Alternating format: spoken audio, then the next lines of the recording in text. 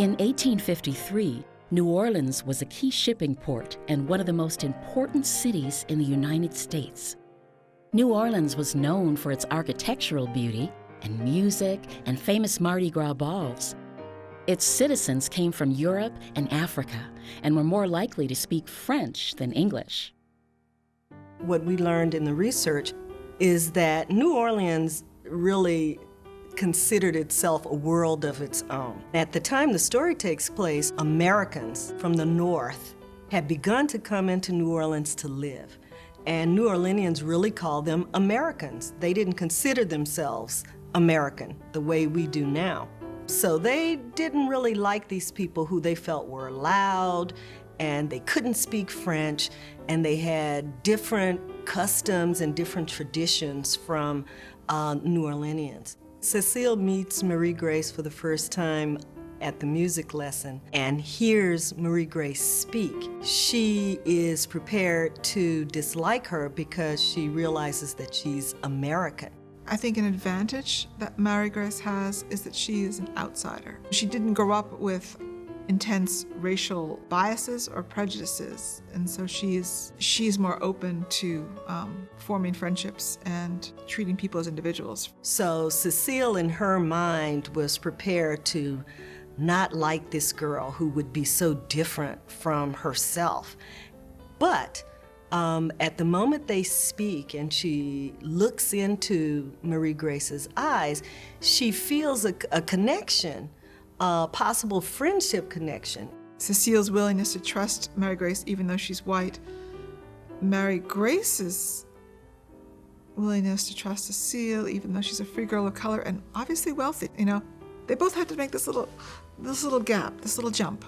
And the fact that they're willing to make that jump makes all the difference in their lives. Both girls transcend the racial barriers of their time, and both girls learn from that.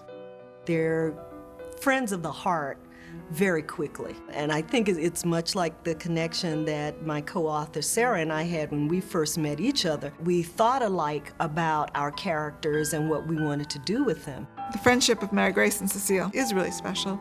They both see things in the other that maybe they don't realize in themselves.